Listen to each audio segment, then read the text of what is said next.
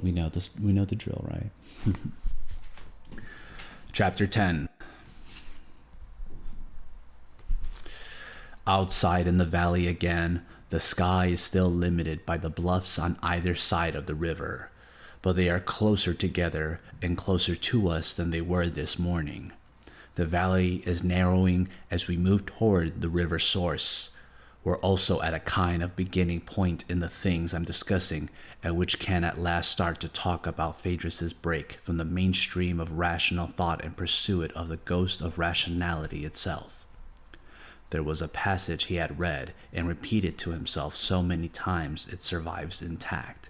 It begins, "In the temple of science are many mansions, and various indeed are they that dwell therein, and the motives that have led them there. Many take the science out of a joyful sense of superior intellectual power. Science is their own special sport to which they look for vivid experience and the satisfaction of ambition. Many others are to be found in the temple, who have offered the products of their brains on this altar for purely utilitarian purposes. Were an angel of the Lord to come and drive all the people belonging to these two categories out of the temple, it would be noticeably emptier, but there would still be some men of both present and past times left inside. If the types we have just expelled were the only types there were, the temple would never have existed any more than one can have a wood consisting of nothing but creepers. Those who have found favor with the angel are somewhat odd, uncommunicative, solitary fellows, really less like each other than the host of the rejected.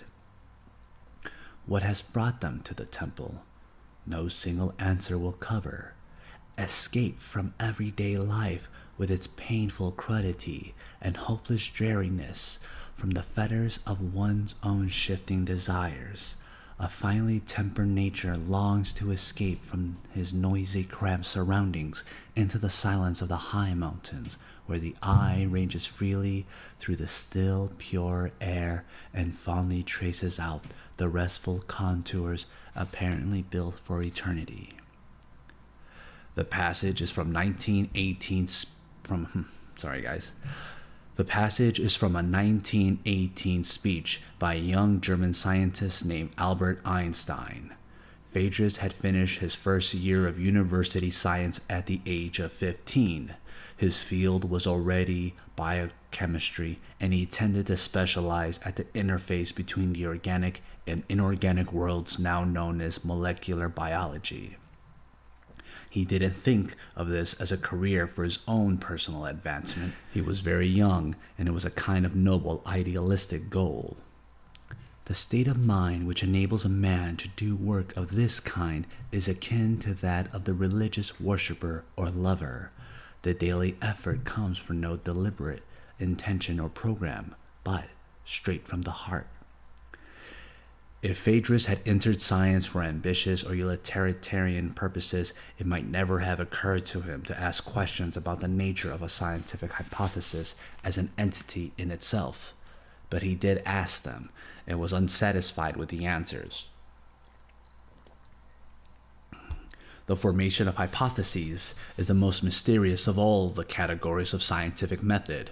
Where they come from, no one knows. A person is sitting somewhere, minding his own business, and suddenly, flash, he understands something he did not understand before. Until it's tested, the hypothesis isn't truth, for the tests aren't its source. Its source is somewhere else.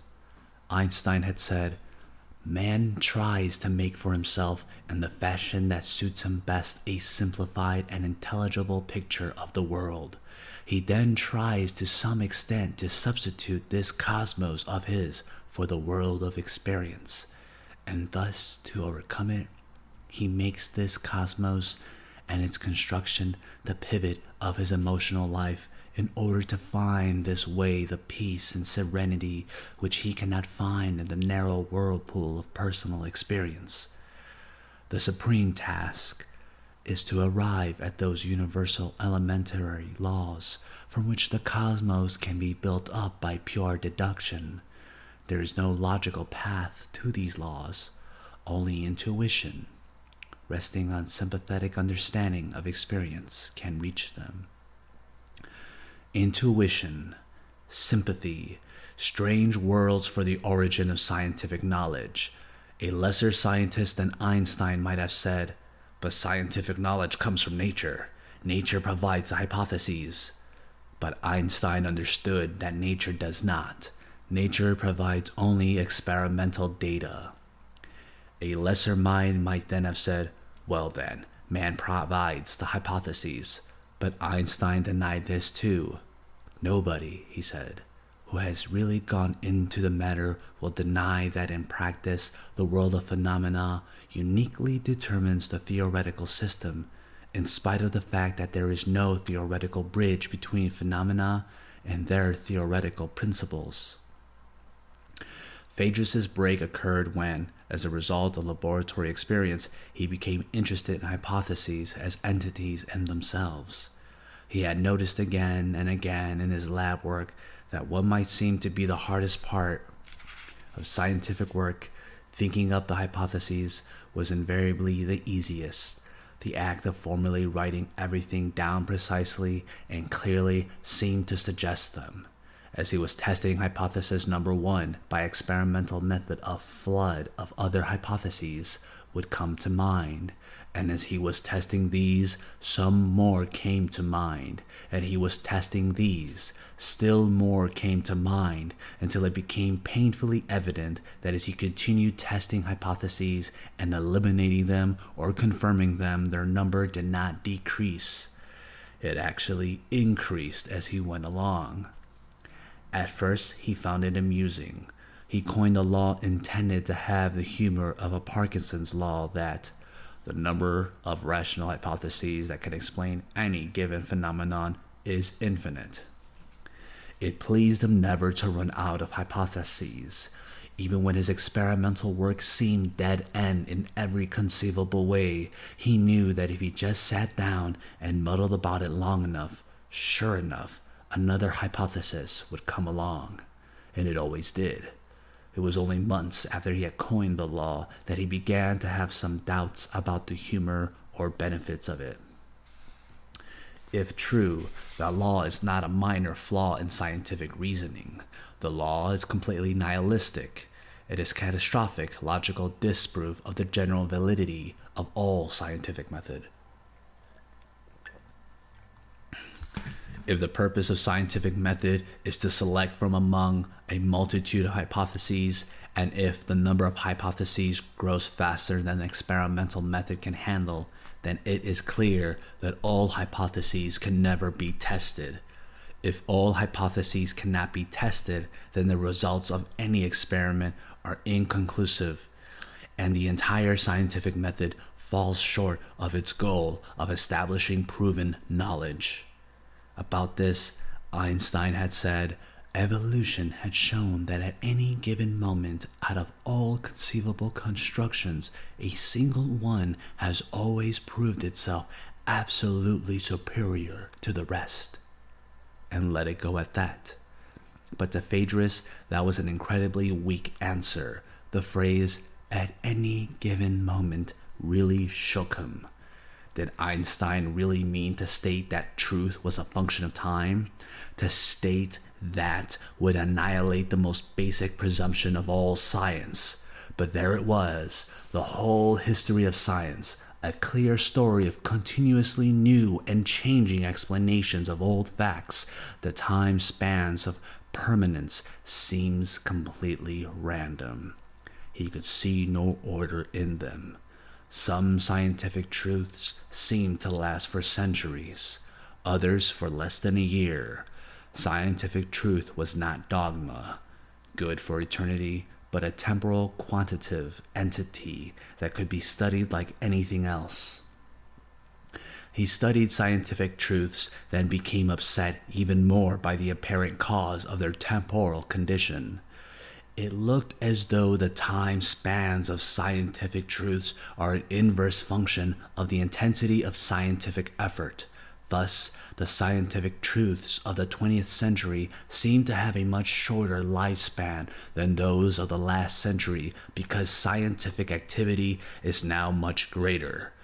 If in the next century scientific activity increases tenfold, then the life expectancy of any scientific truth can be expected to drop to perhaps 1/10 as long as now.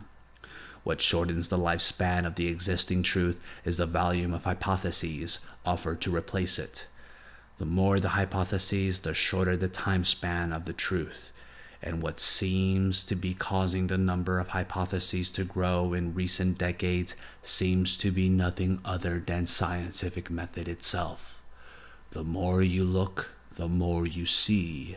Instead of selecting one truth from a multitude, you are increasing the multitude. What this means logically is that as you try to move toward unchanging truth through the application of scientific method, you actually do not move toward it at all. You move away from it. It is your application of scientific method that is causing it to change. What Phaedrus observed on a personal level was a phenomenon profoundly characteristic of the history of science, which has been swept under the carpet for years. The predicted results of scientific inquiry and the actual results of scientific inquiry are diametrically opposed here, and no one seems to pay too much attention to the fact. The purpose of scientific method is to select a single truth from among many hypothetical truths. That, more than anything else, is what science is all about. But historically, science has done exactly the opposite. Through multiplication upon multiplication of facts, information, theories, and hypotheses, it is science itself that is leading mankind from single absolute truths to multiple indeterminate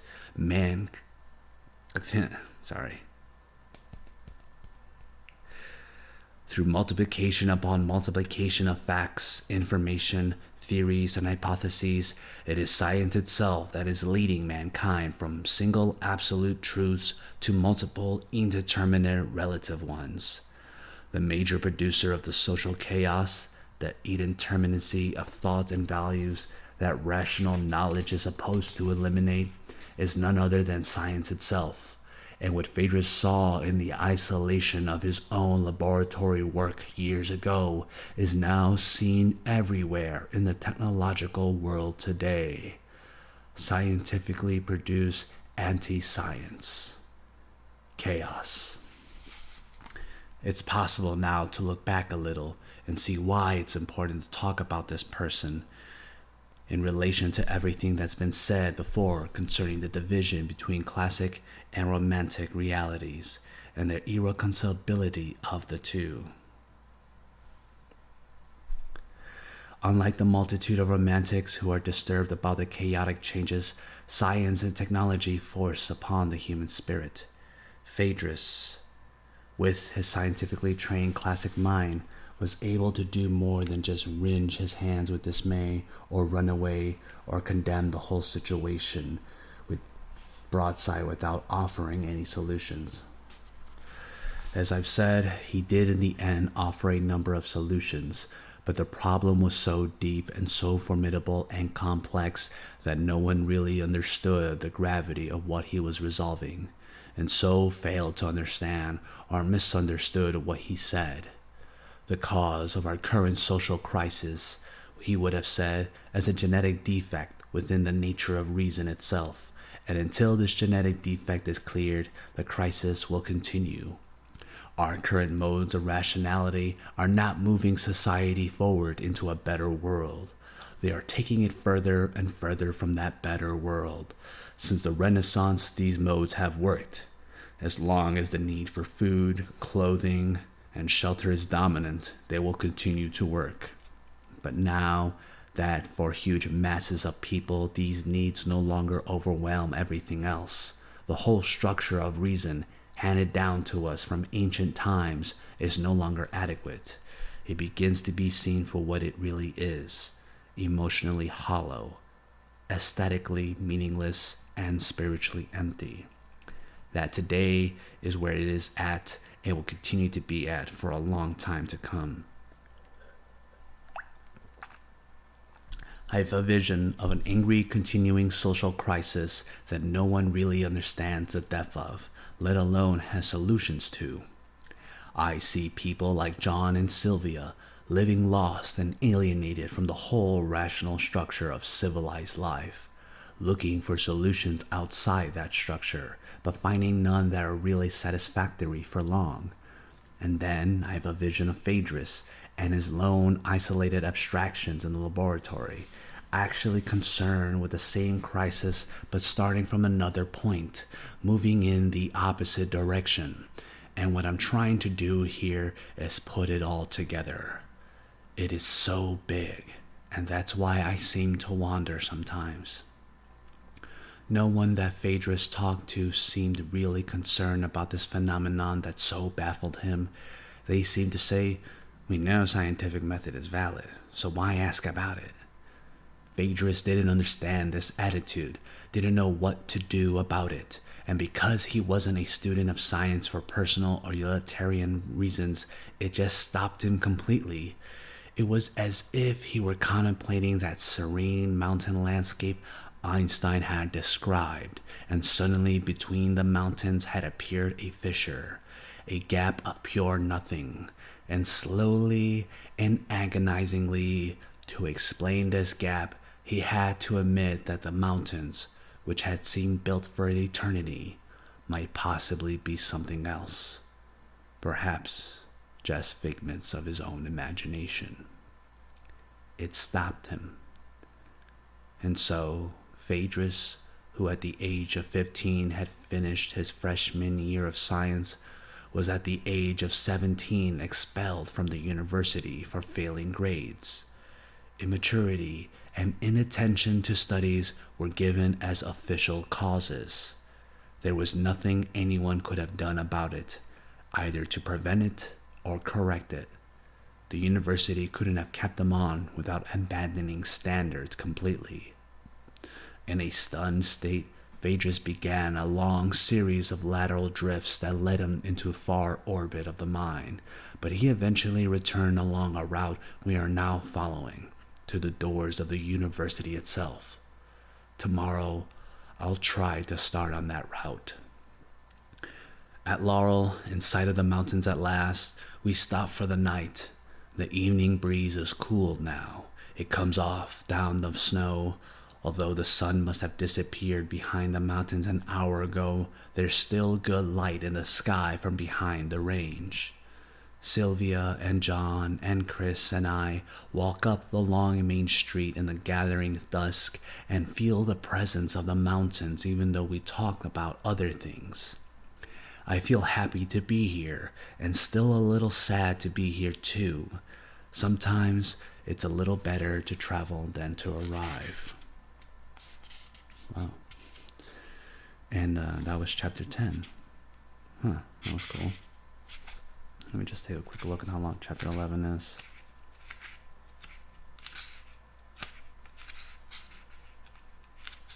Oh my god, chapter 11 is so long. Yeah, I'll save chapter 11 for tomorrow. Since I did two double chapters, since I did a double chapter yesterday, yeah, I'll just give you guys this one stream. It's 23 minutes, so I guess 20 minutes worth of reading. Whatever. Yeah, earlier today, somebody was trimming some trees and knocked down a power cable. So the whole day I was without electricity. And so I'm a little behind on releasing the re-recordings of chapter 4, 5, and 6. Yeah, because I think I did 4 and 5 as a double chapter. So you guys should get that later today. And yeah, so that's what I'm going to be working on. Thank you for stopping by. Thank you for checking it out. If you're checking it out on Twitch or, checking it out on YouTube. Appreciate it. Peace and love, folks. Have a good day. Stay safe and healthy.